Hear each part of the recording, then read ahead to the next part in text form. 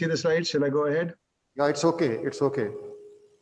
All right. Thank you very much, Professor Masood, for the kind invitation. I'm sorry I could not be there in person for various reasons, but I hear it has been a very successful meeting under your leadership, so congratulations for that. So my topic is HCV elimination. Where do we stand today?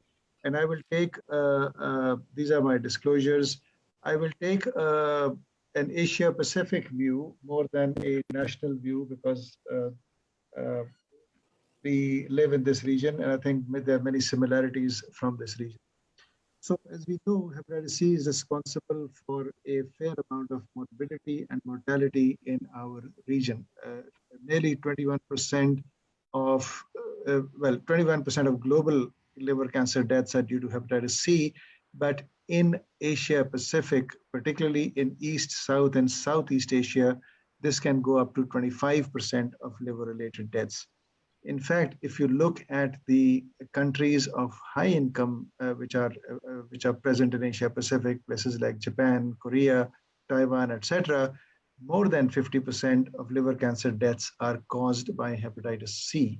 The reason being that most of these countries have taken care of their hepatitis B because of through vaccinations, and now hepatitis C is emerging as the biggest etiology for liver cancer. So large burden of disease that we have to focus on.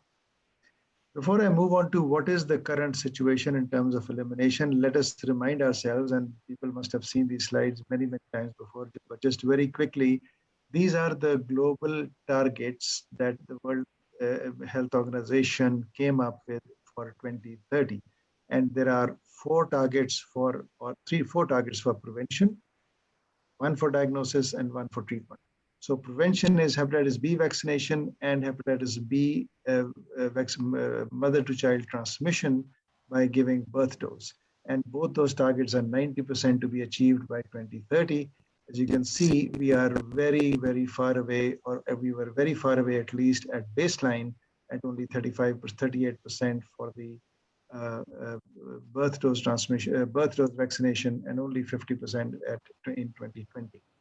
Safe injections, there has been some work on this, but we are still yet to achieve 90% safety in injections.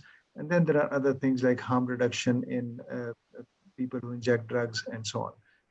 Diagnosis-wise, it is estimated that by 2020, we may have reached 30%, but we are certainly very far away from the 90% target of 2030.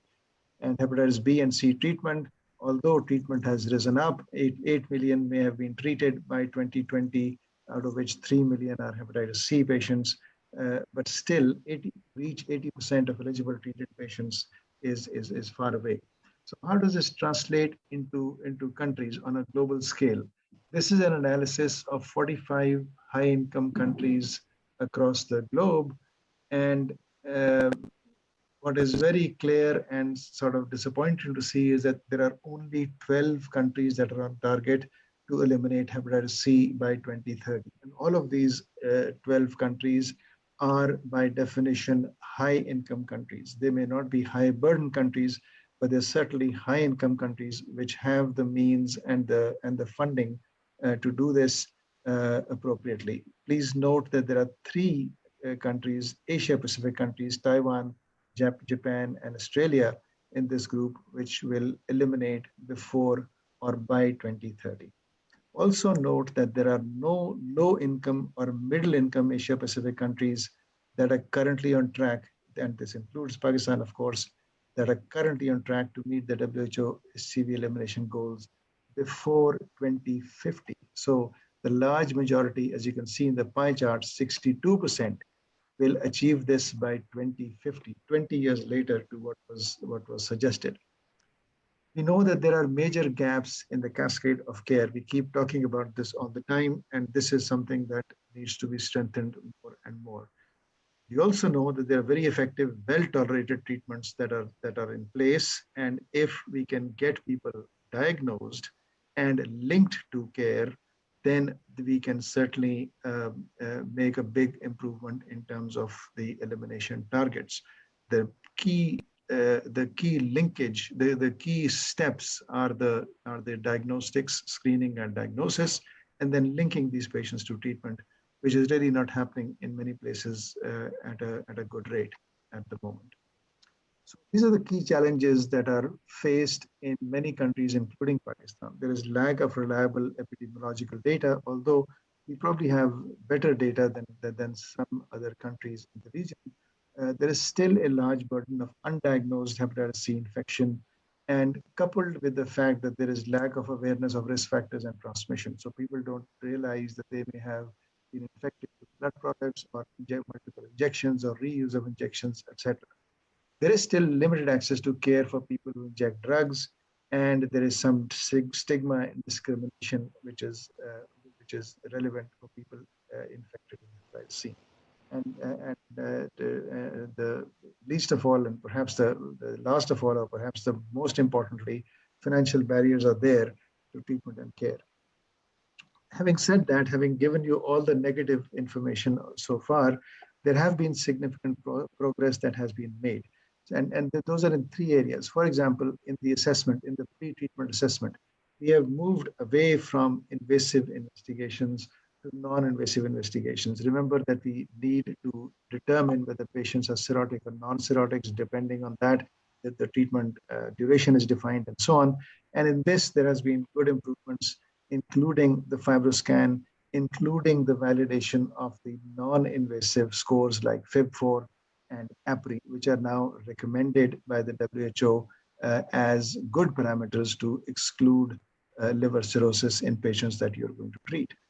So we have tools through which we can make these assessments very easily. Secondly, of course, the biggest advantage has been to move away from the injection-based therapy, in some cases for 48 weeks, to oral therapy, which in many cases is 8 weeks, and in most cases is 12 weeks only. And so this has resulted in a lot of pre-treatment and on-treatment simplification. So the pre-treatment simplification is that really you need only two parameters to worry about. One is that you need to confirm viremia somehow by some test, like core antigen, PCR, etc. And you need to determine the presence or absence of cirrhosis. And as we discussed, this can be done now very easily and effectively without non-invasive methods. On-treatment simplification is something that is now being purported very much so. The reason being that these drugs are very effective, and we have good data from our region, from our country, to suggest that these drugs work in the large majority of patients. This is a study of about 8 or 9 Asia Pacific countries that we participated in also. And if you concentrate on the genotype 3 infection, the rates of cure are very healthy. So if you have SVR in an intention to treat, it is 91%. And in a per protocol analysis, it is 97% of these patients are cured. And this goes across the board. This is SOFT-WELL, genotype 3 patients from Singapore, even genotype 3 treatment experienced patients and co-infected patients, etc. 99 to 100% with SOFT-WELL, with virological failures less than 1%. And most of these are non-virological reasons for compliance. Same story for SOFT-WELL 12 weeks in other parts of the world, so I will not dwell too much into this. So what does this lead to? This is a study which looked at on-treatment simplification. And the simplification was, we've already discussed the pre-treatment one, is on-treatment simplification is step number 2 and 3, that you give your treatment, all 84 tablets, which is 12 weeks of treatment at the same time. So this is just a one short treatment. You give these people 84 tablets, tell them to go home and keep taking these tablets and not come back to the facility. What you do is you maintain some remote contact, and that too also only at these 2 time points that this study did at weeks 4 and week 22, you schedule an SVR. These implying the fact that we know that these drugs are so safe and easy to use that really there is very little needed in terms of on-treatment follow-up. And this simplifies treatment much further. So out of this three major areas of progress, the last one that I want to talk about is the care settings. So traditionally, we have been limited to specialized hospitals in treating these patients, but now there is the move to broad healthcare settings and prescribers.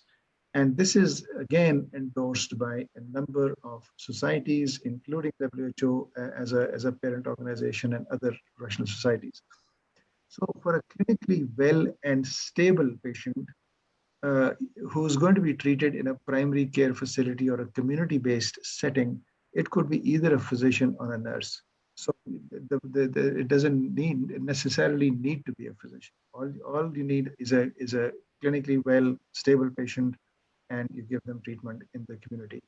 Of course, for advanced liver disease and people with other comorbidities like mental health and injection drug use and so on, you need facility-based treatment, and that is a much smaller number.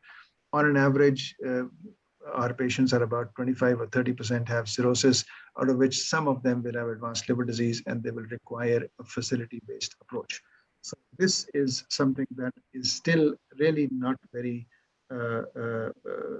much practiced in our setup and needs to be enforced. There is also post-treatment simplification. This is a data from a study done by MSF in Karachi, in which we also participated. And it just gives you a modeling of cost effectiveness of an HCV screening and treatment program within a primary healthcare clinic in Karachi, Pakistan. So the incidence of cirrhosis goes almost half in these patients. Decompensated cirrhosis decreases, hepatocellular carcinoma decreases, overall liver deaths decrease, and you can decrease by half the daily adjusted life years, the disability adjusted life years from 2.26 to 1.23 at a cost which is only 450 US dollars per DALY averted, which is a very reasonable cost in terms of the cost effectiveness programs.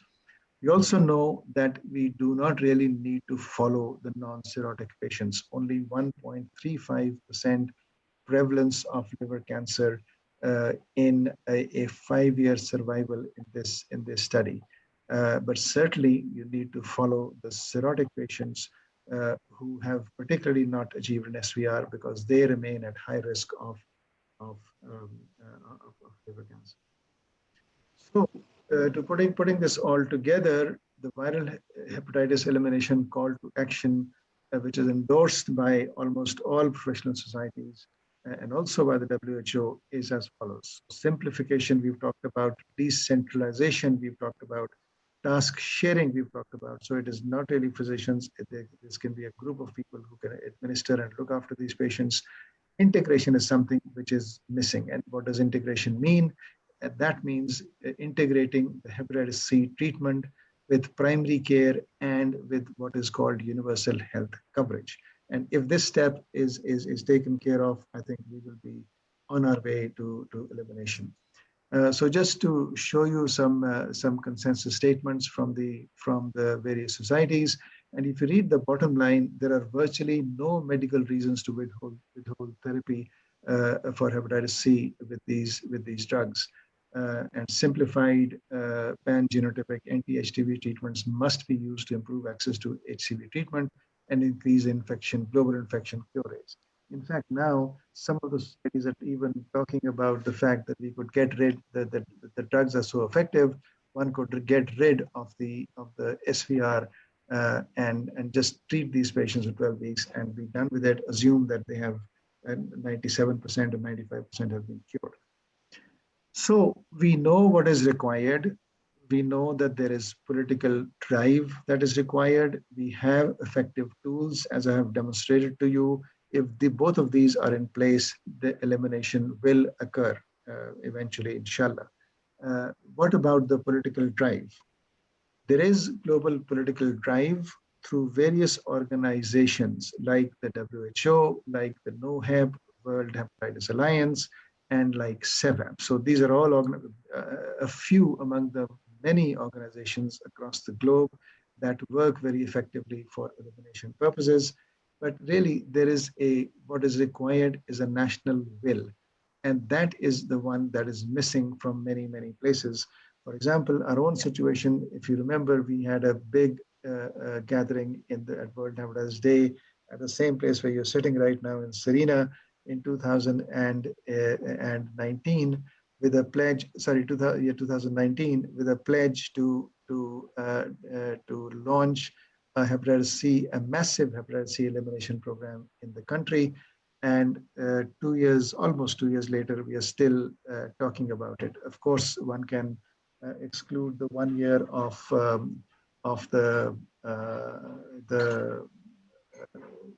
the COVID pandemic that we've had, but that is, of course, hopefully behind us soon. If there is national will, this all things can be brought together, because what the national approach will do is develop policy based on data, develop harm reduction programs like free birth dose vaccination and third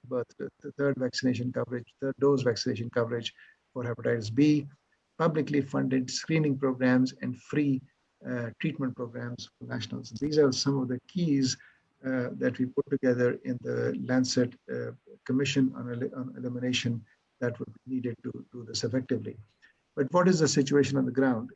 These are some policy level issues that we saw, that we looked at in this publication. If you look at Pakistan, not doing badly. The green dots are where policies exist. The yellow dots are where policy is in development but is not well applied, and the red ones are where there's no policy. And Pakistan only scores a red in one, which is the birth dose vaccination for hepatitis B.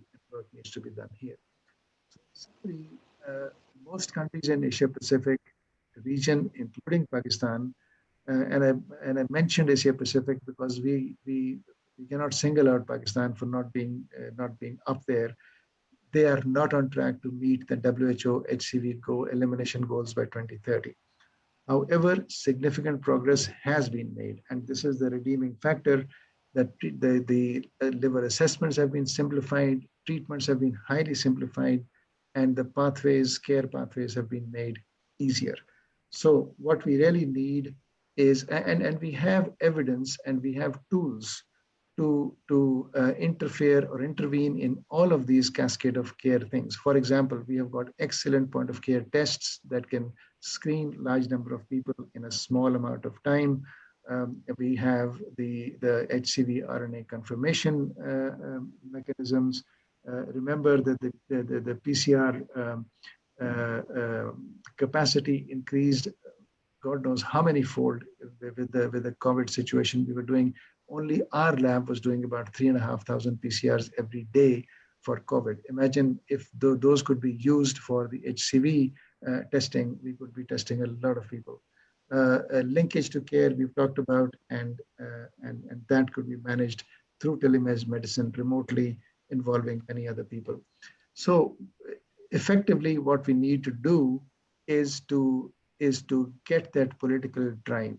We have the effective tools. And if these come together, there will be elimination, inshallah, sooner or later. Thank you.